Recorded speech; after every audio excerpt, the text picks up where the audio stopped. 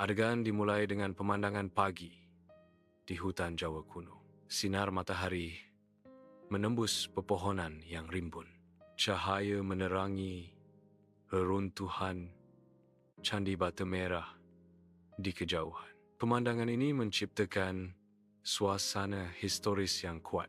Suasana ini memperkenalkan tema utama dari dokumenter.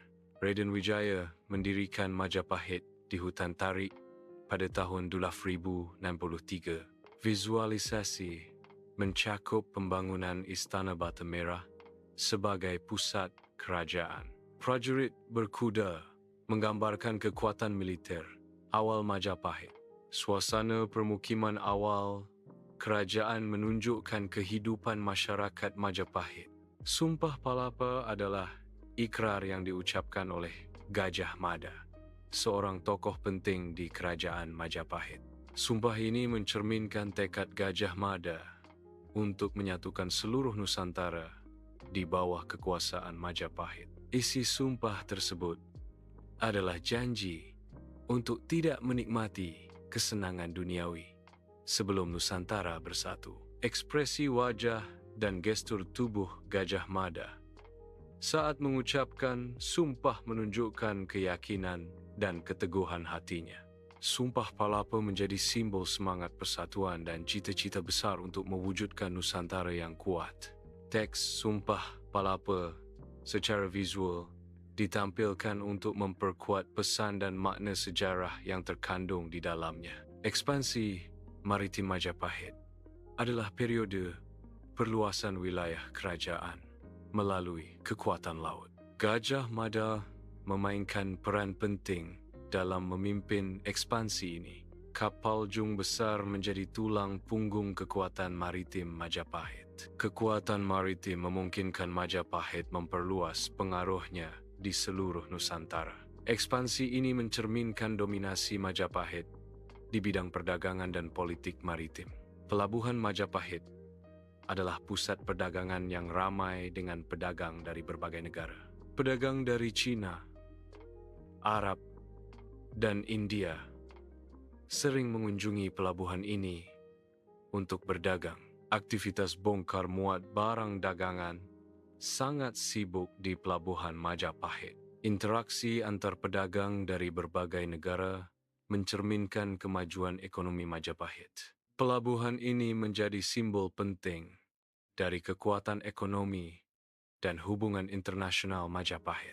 Pasar Majapahit adalah pusat kegiatan ekonomi dan sosial yang ramai. Berbagai jenis barang diperdagangkan, mencerminkan kekayaan sumber daya dan keterampilan masyarakat. Interaksi antara penjual dan pembeli menciptakan suasana perdagangan yang dinamis. Pasar ini menjadi cerminan kehidupan sehari-hari masyarakat Majapahit. Aktivitas perdagangan di pasar mendukung pertumbuhan ekonomi dan pertukaran budaya. Tentara Majapahit dikenal karena disiplin dan organisasi militernya yang kuat. Seragam dan persenjataan mereka dirancang untuk efektivitas dan identifikasi di medan perang. Taktik militer Majapahit menggabungkan formasi infanteri, kavaleri, dan penggunaan kapal perang. Kekuatan militer adalah kunci untuk menjaga stabilitas kerajaan dan memperluas wilayah kekuasaan. Pelatihan militer yang ketat memastikan kesiapan pasukan Majapahit dalam menghadapi berbagai ancaman. Adegan ini memvisualisasikan berbagai aspek budaya Majapahit yang kaya dan beragam.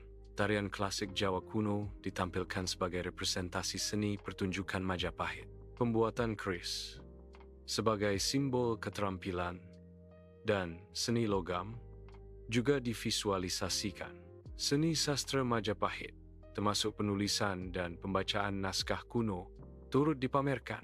Visualisasi ini menyoroti kekayaan warisan budaya yang ditinggalkan oleh Majapahit. Kontribusi Majapahit terhadap peradaban Nusantara diperkuat melalui representasi seni dan budaya. Adegan ini merekonstruksi upacara adat dan keagamaan yang dilakukan di kerajaan Majapahit. Visualisasi mencakup prosesi upacara yang khidmat dan terstruktur. Sesaji dipersembahkan sebagai bagian penting dari ritual keagamaan. Masyarakat berpartisipasi aktif dalam upacara, menunjukkan keterikatan sosial dan spiritual. Upacara ini mencerminkan sistem kepercayaan yang berkembang di Majapahit. Praktik keagamaan ini menjadi bagian integral dari kehidupan masyarakat Majapahit. Visualisasi Istana Majapahit yang sepi mencerminkan penurunan kekuasaan. Istana yang ditinggalkan melambangkan hilangnya stabilitas kerajaan. Langit mendung menjadi simbol suasana muram yang menyelimuti Majapahit. Kondisi ini menandakan awal dari keruntuhan kerajaan yang dulunya megah. Penurunan kekuatan Majapahit tercermin dalam kesunyian istana. Keadaan istana yang sepi kontras dengan kejayaan masa lalu Majapahit. Perang internal dan konflik sering terjadi di antara keluarga kerajaan. Konflik ini biasanya berupa perselisihan kecil yang berulang. Namun, konflik-konflik ini dapat melemahkan kerajaan dari dalam. Kelemahan internal ini membuat kerajaan lebih rentan terhadap ancaman eksternal. Perpecahan internal mempercepat proses keruntuhan kerajaan.